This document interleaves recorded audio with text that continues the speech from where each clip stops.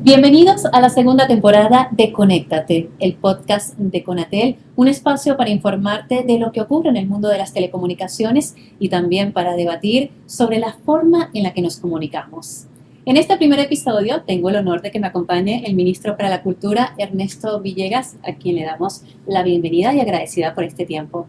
El honor es mío, Melanie, gracias. Saludos a todas y a todos. A usted, y precisamente encantada de que sea usted quien nos acompañe en este primer episodio para hablar de un tema tan fascinante y preocupante como es el tema de las redes sociales y los retos virales. Las redes sociales forman parte de nuestro día a día y con ellas este fenómeno de los retos virales, que si bien algunos son inofensivos, lamentablemente no todos lo son. Hay dañinos, peligrosos y hasta mortales. Entonces, estos retos virales no solamente han intoxicado de manera física, sino también mental a nuestros niños y jóvenes, y también los han alentado a promover la violencia. Le consulto, ministro, ¿usted cree que la cultura puede ser una herramienta para quizás tratar de proteger a los niños y jóvenes de estos retos virales peligrosos? Sí, mira, tú sabes que el mundo actual se caracteriza por una disputa de atención. El ciudadano de este tiempo, la ciudadana de este tiempo, está sometida a múltiples intentos de captar su atención permanentemente. Es distinta a la, digamos, realidad que se vivía en otros tiempos analógicos, en los que un ciudadano podía, digamos, transitar un largo trecho y si alguien no le decía algo o si no sintonizaba una radio o no se conseguía un cartel, pues sus sentidos estaban libres de atractores o de distractores de su atención. De modo que eran seres humanos con una mayor capacidad de concentración. Hoy día envidiamos aquella capacidad de concentración, envidiamos aquella memoria que tenían esos seres humanos.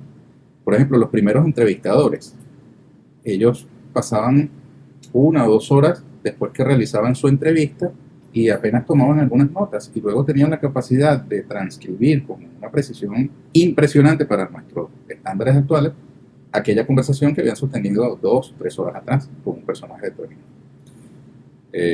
Bueno, me vienen a la memoria las memorias del general O'Leary, por ejemplo, que digamos son extensas citas del Libertador Simón Bolívar.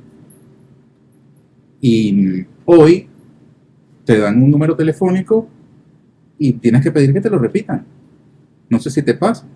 O sea, te lo acaban de dar y tú ya no retuviste esa información tan pequeña, ¿no? No la retuvimos. Entonces, en ese cuadro estamos en una disputa permanente de atención y es donde eso que podemos llamar, por simplificar, la cultura, las expresiones culturales, la diversidad cultural, la identidad cultural,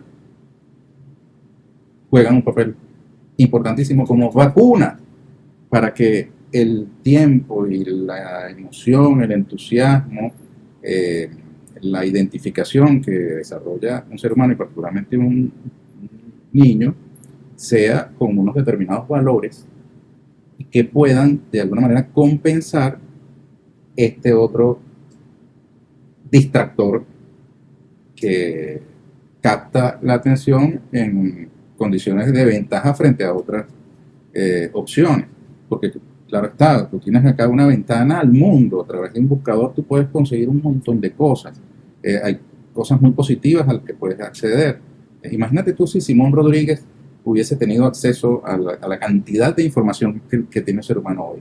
Lamentablemente esos seres humanos de hoy, en su abrumadora mayoría, invierten tiempo en distractores que no dejan prácticamente nada, sino en la multiplicación de la ansiedad, de la desinformación, más bien por exceso, no por defecto, y en el caso de los niños, caramba, los hace susceptibles de ese tipo de prácticas que tú has mencionado, de los llamados retos que pueden ser inofensivos en algunos casos, pero que pueden llegar a ser mortales, como tú bien has dicho. Entonces, te cuento, el fin de semana pasado estuvimos en Petare, en el marco del Plan Antonio José de Sucre y rumbo al primer aniversario de la Gran Misión Viva Venezuela, mi patria querida.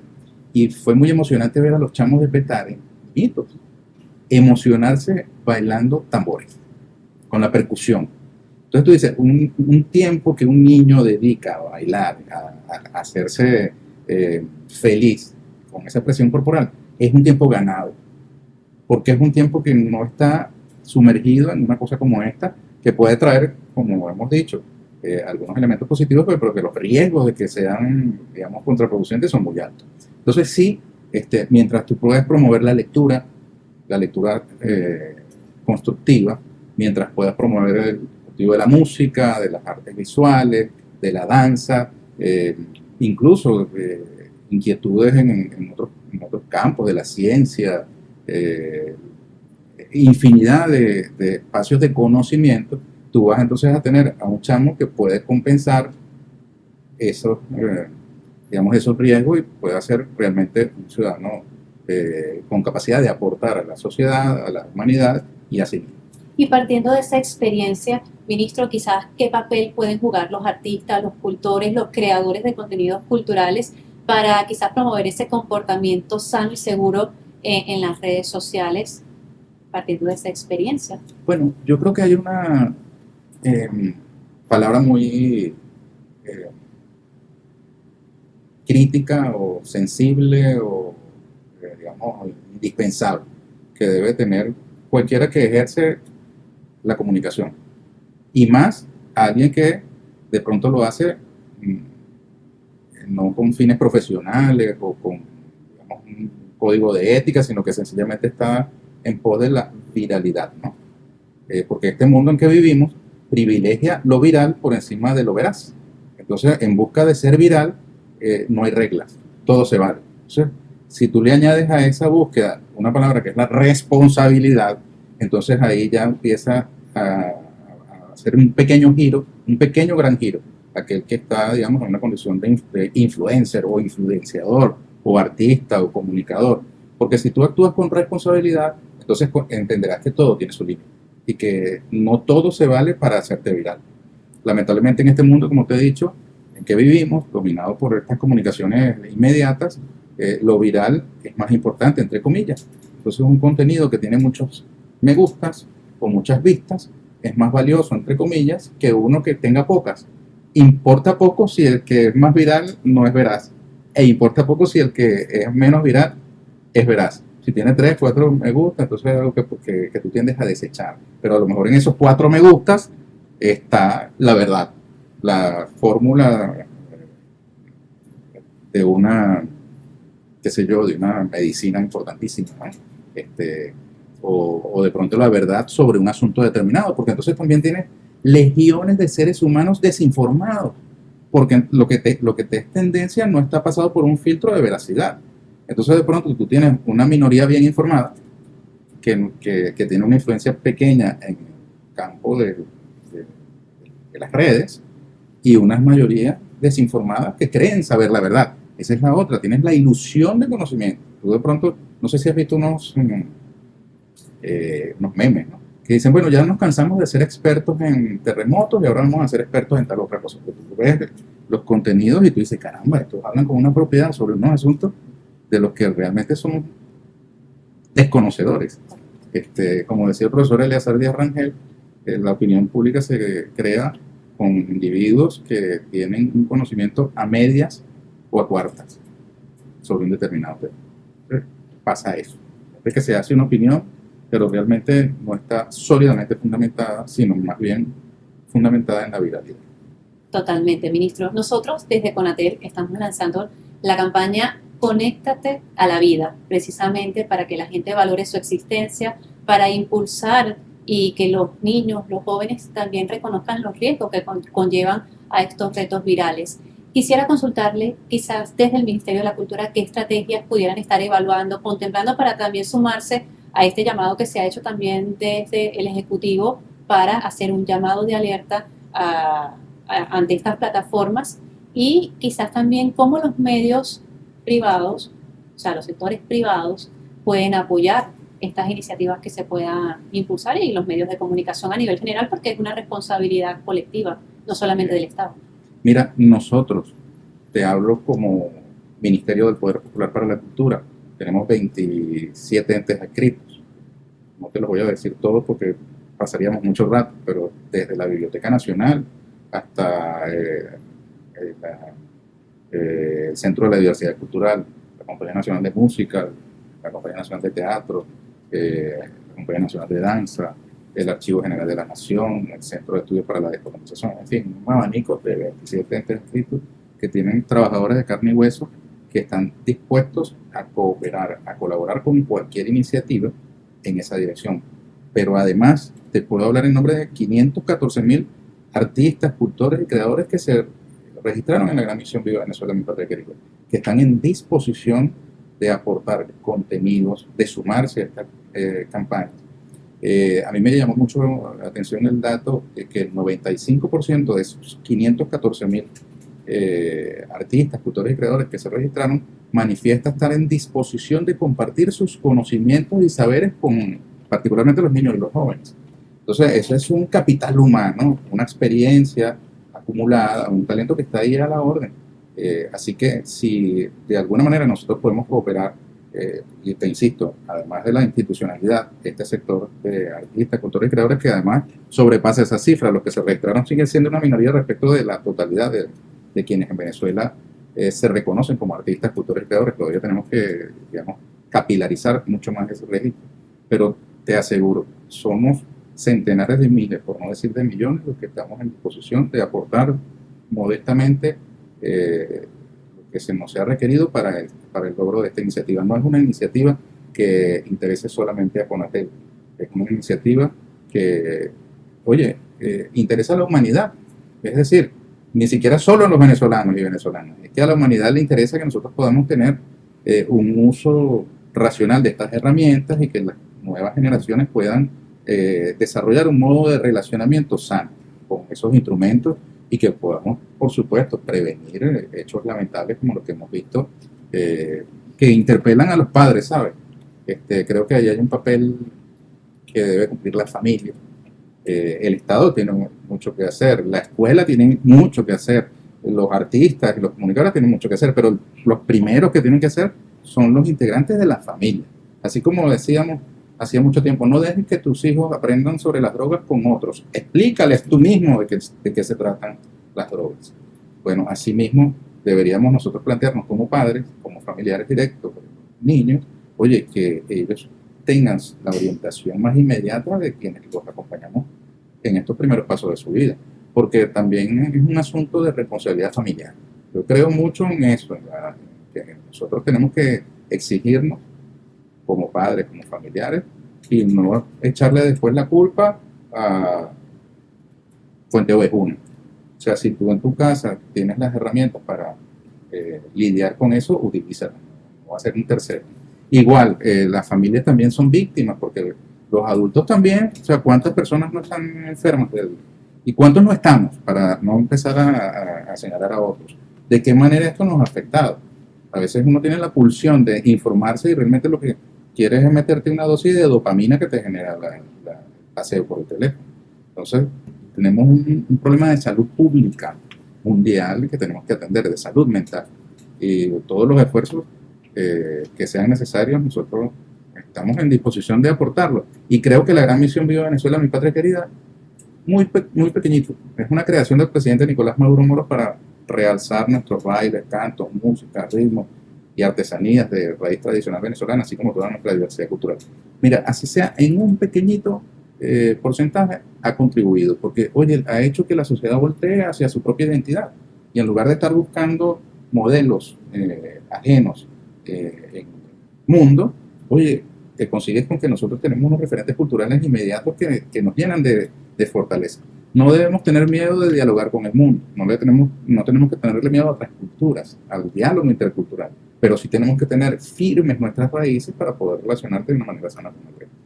Partiendo de esa reflexión que hace, ministro, ¿qué panorama, qué bosquejo nos puede dar de cómo se encuentra la identidad cultural venezolana en medio de esa globalización y en medio de ese fenómeno de las redes sociales? ¿Ha jugado a favor o ha jugado en contra?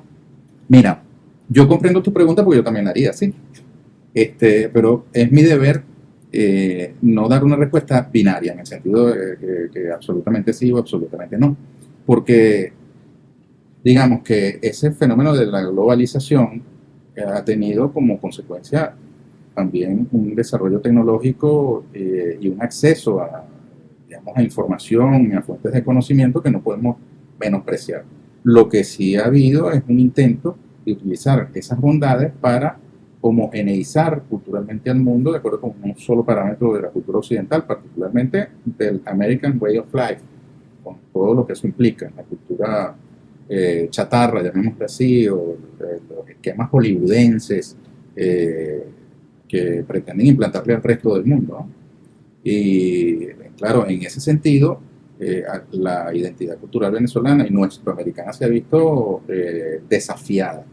Y bueno, es una lucha de todos los días, de cada minuto, por la defensa de nuestra propia identidad, del idioma, de los idiomas en que nos debemos comunicar, por ejemplo, sin temerle al aprendizaje de otras lenguas, de otros idiomas, pero, por ejemplo, la preservación de nuestros idiomas indígenas es muy importante y del idioma castellano que hablamos también. Yo le comentaba en estos días al embajador de España, por ejemplo, que dispensó una visita, que allí tenemos un espacio de encuentro con España. Nosotros tenemos una política de descolonización y tenemos una visión completamente opuesta respecto del 12 de octubre. Ellos lo celebran como el Día de la Hispanidad, nosotros como el Día de la Resistencia Indígena, porque para lo que ellos nos enorgullece a nosotros nos causa dolor, que es la tragedia de 120 millones de personas asesinadas en este continente. Sin embargo, más allá de esa óptica, nosotros podemos encontrar con España un espacio común en el idioma, la defensa del idioma. Por ejemplo, en la UNESCO no aceptan expedientes de postulación de manifestaciones culturales, del patrimonio cultural inmaterial o material, si no están en inglés o francés. Entonces tus expedientes no pueden ir en castellano. Yo digo que allí podemos nosotros tener un encuentro y los países de hispanohablantes exigir que nosotros podamos expresarnos en nuestro propio idioma. Eso nos reafirma en nuestra identidad. Cualquiera puede decir, no, eso es una tontería, pero no, porque parte de nuestro acervo, de nuestra memoria, de lo que somos, es lo que hablamos, cómo nos entendemos y por qué tiene que haber una escala en el mundo en el que unos idiomas sí y otros no. En todo caso, ese es un aspecto, ¿no?, que te quería mencionar, pero ciertamente es una batalla de minuto a minuto. La gran misión Viva Venezuela, mi patria querida, lo que hace es continuar en el tiempo contemporáneo con algo que, sin haber lanzado misión alguna para entonces, logró el comandante Chávez, que fue devolver el orgullo y la autoestima de ser venezolanos y venezolanas, incluso de ser nuestroamericanos, incluso de ser nietos o hijos también de África, porque venimos de una visión en la que aquí se decía la madre patria y se pensaba automáticamente en España y se hablaba de mejorar la raza, que era traer, incluso hubo disposiciones legales que aquí favorecieron la migración de países determinados con determinado color de piel, de europeos, y se bloqueaba el acceso de africanos o de asiáticos. Había una política migratoria destinada a mejorar la raza, así dicho. Entonces, frente a eso insurgió un sambo, ¿no?, un moreno, el comandante Chávez, diciendo este soy yo y canto joropo y declamo. Y la Venezuela profunda se vio expresada en un liderazgo político que entonces puso en un mismo nivel a todas las raíces étnicas y culturales de Venezuela. Aprobamos una constitución que nos define como una nación pluriétnica y multicultural, y eso ha permitido el florecimiento de una diversidad tremenda. ¿Qué pasa? Que es como una pelea de boxeo. Eso tú no la terminas de ganar hasta el último round. Y el presidente Nicolás Maduro Moros toma esa bandera que el presidente Chávez logró enarbolar, la actualiza en las condiciones concretas de la Venezuela de hoy, y hace casi un año lanzó la gran misión. Y yo puedo decir hoy con mucho orgullo que ha sido una hermosa expresión, un estallido cultural de nuestra diversidad en todos estos meses. Tenemos 8 vértices, tenemos muchas digamos, críticas que podríamos aceptar sobre deficiencias en este primer año, pero no hay duda, habría que ser muy mezquino, muy miope, que este año ha sido de protagonismo de nuestra diversidad cultural. Han tenido visibilidad muchos artistas, cultores y creadores, y muchas expresiones culturales, más allá de quienes las interpretan, oye, ganan inmensamente no solo con recursos económicos o con elementos materiales, sino con su reconocimiento como parte del panorama cultural venezolano, del paisaje cultural venezolano. Entonces, por ejemplo, una cosa que era como medio marginal, entre comillas, para utilizar ese término, el movimiento de burriquitas que hay en Venezuela. Era visto así como una cosa, se expresaba hasta despectivamente sobre ello, pero son decenas, yo no sé si centenares, pero al menos son decenas de miles de personas que practican. El Pidio Bullón, un líder de ese movimiento, que acaba de pasar a otro plano, pero realizó en San Casimiro, yo tuve ocasión de asistir hace unos meses a un encuentro de miles y miles de burriquitas de todas partes de Venezuela. Y ahora este fin de semana, el sábado, vamos a tener otro encuentro en Petare, ¿no? Tienen al menos 8 estados del país. Eso es un movimiento cultural importantísimo, menospreciado, que de pronto algunos no reconocen como parte de la cultura, porque tiene una visión elitesca de la cultura, pero está ahí, es de carne y hueso, la gente la cultiva, hay poblaciones que tienen, digamos, un arraigo en esta expresión cultural. Y así como esas, las diversiones de Coche, del Oriente, el movimiento de música llanera, que también es apenas uno. El presidente Chávez encarnó, oye, esa Venezuela llanera de Barinas, y nos puso a cantar canciones que mucha gente no conocía. Yo iba a decir nadie, bueno, no es verdad, no es nadie, pero estaban de pronto circunscritas en un determinado ámbito, las hizo nacionales e incluso internacionales. Pero además de la música llanera, hay música oriental, hay música andina. Ahí, además de la música, también están las artes escénicas, el teatro, la danza, en fin, tenemos un arsenal de elementos culturales que han tenido visibilidad y que estoy seguro de que hoy están mucho más sólidos que hace un año y están en muchas mejores condiciones de disputar con posibilidades de éxito la guerra cultural. Porque entonces de fuera nos vienen contenidos que buscan condicionar la autopercepción de los venezolanos y venezolanas respecto de su propia identidad, de su propia nacionalidad, de su propia cultura. Nos disputan hasta el término venezolano, nos lo quieren quitar, nos quieren quitar elementos constitutivos de la venezolanidad, como nuestra arepa, como nuestro joropo, como el tequeño, nos quieren quitar el exequio. O sea, ¿qué tendrá Venezuela que le quieren quitar tantas cosas? Y es que todos esos elementos dispersos nos solidifican y nos dan fortaleza, nos han permitido resistir este amor por lo nuestro, por lo que somos, por la herencia histórica de nuestros padres, de los libertadores. Eso es una cosa demasiado potente. Mira tú que la Gran Colombia, obra del libertador Simón Bolívar, llegaba hasta allá arriba, hasta Panamá. Y mira tú cómo se está moviendo el continente. De modo pues que Venezuela es una potencia cultural, las heridas de la guerra están ahí presentes, nadie las niega, pero es una verdadera potencia cultural. Yo no soy chauvinista, como tampoco lo es el presidente, pero me siento muy orgulloso de la inmensa diversidad cultural que hay en Venezuela, porque aquí en cada rincón hay una expresión cultural, hay una particularidad. Además, el joropo no es igual en todas partes, cada región, localidad tiene su forma, la arepa tampoco, la cachapa, los ritmos musicales, la forma de danzar, la forma de hablar, en fin, tenemos un calendario de festividades tradicionales, además que se cumplen en cada región de una manera distinta. Es verdaderamente apasionante. Yo te digo que estoy muy contento y quiero aprovechar tu espacio para saludar a todos los practicantes de nuestras manifestaciones del patrimonio cultural y material. En este momento, por ejemplo, los practicantes de los carnavales. Uno de ellos es Patrimonio Cultural de la Humanidad, los carnavales del Callao.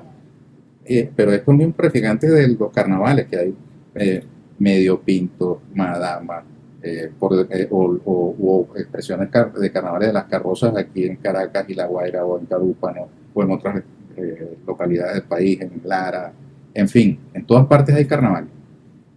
Ellos vienen de celebrar el Día de la Candelaria y antes estuvieron celebrando la Navidad y la manifestación el 28 de diciembre, que tienes ahí la Zaragoza, el Mono de Caicara, los bandos y parrandas de los Santos Inocentes de Caucabo, en fin, y lo que viene después es otro montón de festividades. Tenemos San Juan, tenemos San Pedro.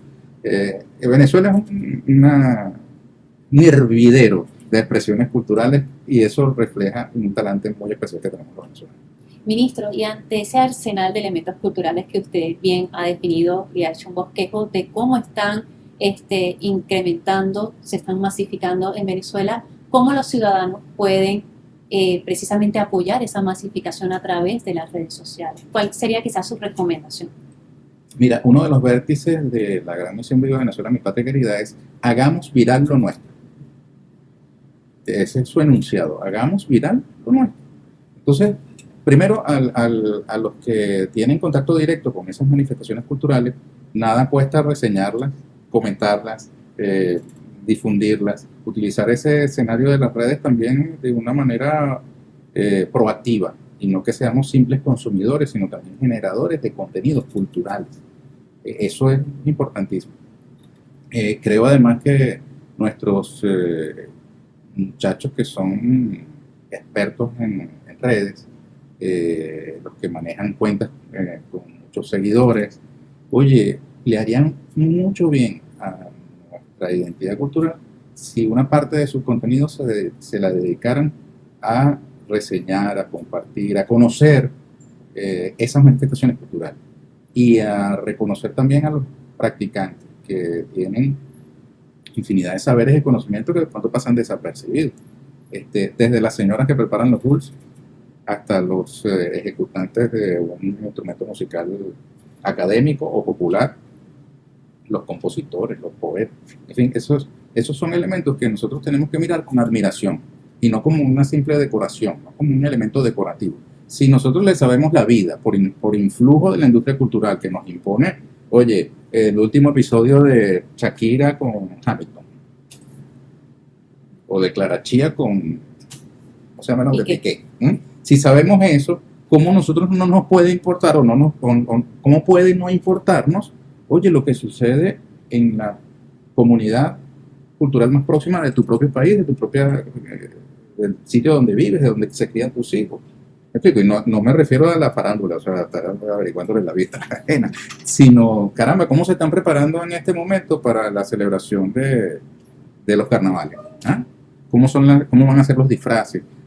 Participar de eso, de los diablos danzantes, explicarle a los niños, crear contenidos que puedan competir con esos otros que nos envían enlatados desde fuera. ¿Sí se imagina el ministro de la Cultura que los bailes tradicionales o las costumbres ancestrales puedan viralizarse en redes sociales? Claro que sí, por supuesto que sí. Mira, yo te voy a poner un ejemplo.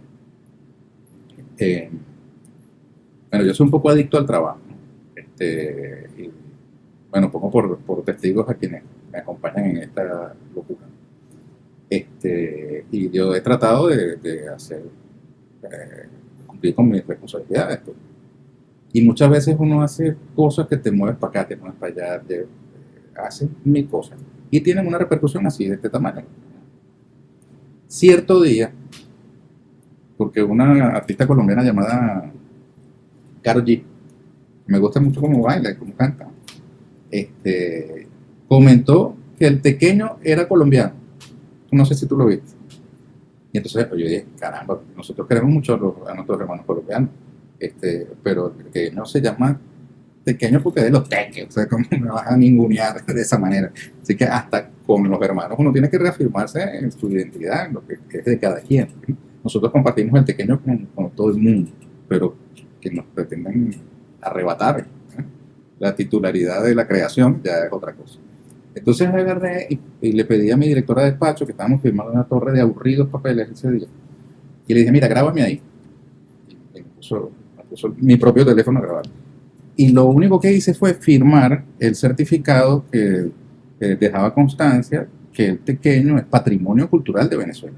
Es un papel, un cartón con tinta. Y yo lo que hice fue firmar y decir dos cosas ahí Bueno, aquello se convirtió en la noticia del día y de los días subsiguientes. No sé cuántas vistas tuvo y se convirtió en viral. Se hizo viral que Venezuela estaba reconociendo el tequeño como patrimonio cultural venezolano. Ya lo estaba, porque eso estaba registrado. Lo que yo hice fue, así como quien emite una partida de nacimiento, volví a emitir un certificado. Y aquello se convirtió en viral. Entonces, yo creo que sí. Creo que poniendo ese ejemplo extremo, porque claro, Karol ya ayudó al haber hecho esa afirmación errada, y cabalgamos ese estado de opinión. Pero creo que es un desafío en valorar lo que tenemos y convertirlo en viral, que se vuelva importante. Fíjate tú cómo la Navidad pasada el presidente Nicolás Maduro ordenó postular la hallaca como patrimonio cultural de la humanidad. hallaca venezolana. Y bueno, hicimos en diciembre una cantidad de actividades que tuvieron bastante visibilidad y volteamos hacia la hallaca, para decirlo de alguna manera. Oye, que el país voltee a lo que forma parte del paisaje, que de pronto tú le pasa por un lado y no lo ves. Bueno, veamos cuáles son los distintos tipos de hallaca que se preparan en Venezuela, porque en determinada región le ponen garbanzo, que en otras regiones le ponen el huevo sancochado, porque en otras cosas hay lugares de Venezuela donde la hallaca la hacen con el guiso crudo, por ejemplo. Todo eso forma parte de un conocimiento nacional que a la postre es un reconocimiento de nuestra solidez como nación, como comunidad política, social, que somos los venezolanos.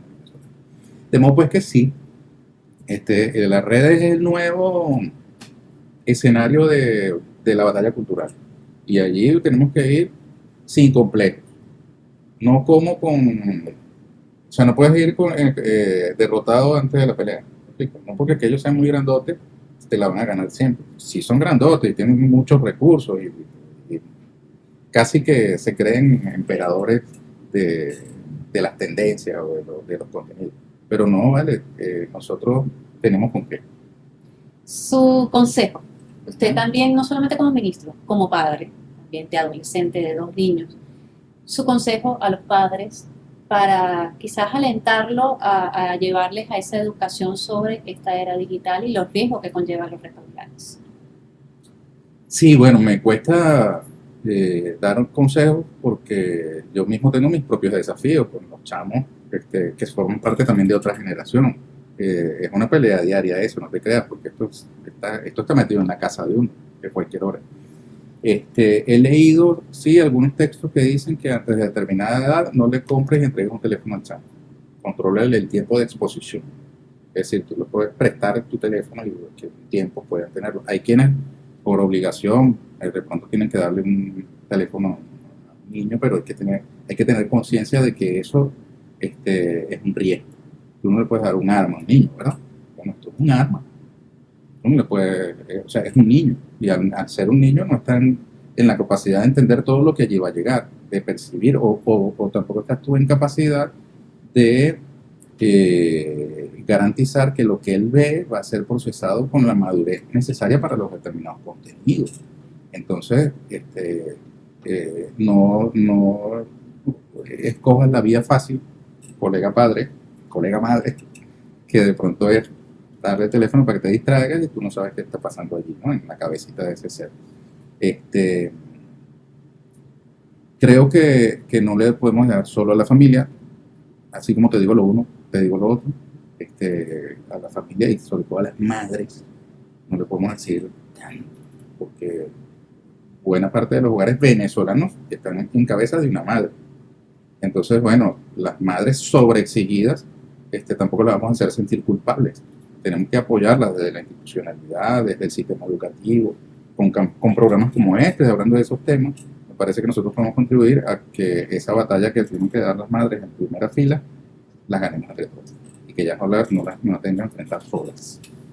Agradecida, ministro, por estos minutos, complacidas. Conocemos de su complicada agenda y que se haya tomado este tiempo para compartir con nosotros cómo a través de la cultura se puede proteger a los niños y jóvenes de estos retos virales peligrosos. Usted incluso ha hablado de que es una vacuna el tema de la cultura, sí, para este fenómeno que estamos enfrentando en la actualidad, y también nos ha hecho reflexionar sobre precisamente el impacto que está teniendo esta era digital en nuestra identidad cultural, pese a que, bueno, se está haciendo los esfuerzos para tratar de que sea lo menos posible, pero podemos, y usted ha hecho esa recomendación, de cómo a través de estas mismas plataformas podemos promover y podemos proteger lo que nos hace único, nuestra identidad cultural. Así es. Te quería decir algo adicional.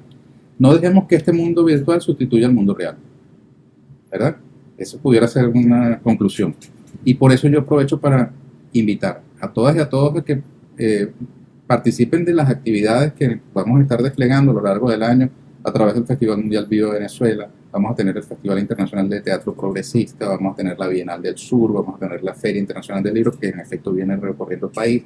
De modo pues que salgamos un poco del mundo virtual y participemos. Mira, todos los fines de semana tenemos abierto, incluso de martes a domingo, los museos venezolanos, donde además hay charlas, talleres para que los niños se aproximen a las artes, tenemos escuelas de música, en fin, hay un entramado cultural ahí disponible para los ciudadanos y autocríticamente digo que debemos exigirnos mucho en la comunicación. Nosotros debemos llegarle a todo el mundo para que sepa que tiene esa opción, que tiene esa alternativa. Agradecida, ministro, y precisamente me quedo con ese mensaje de valorar las conexiones reales y apostar por lo nuestro. A ustedes, muchísimas gracias por la sintonía. Nos vemos en un próximo capítulo de Conéctate, el podcast de Conatel. Gracias, Miriam. Excelente, vale. Excelente, agradecida, ministro. Gracias, no, gracias a ti.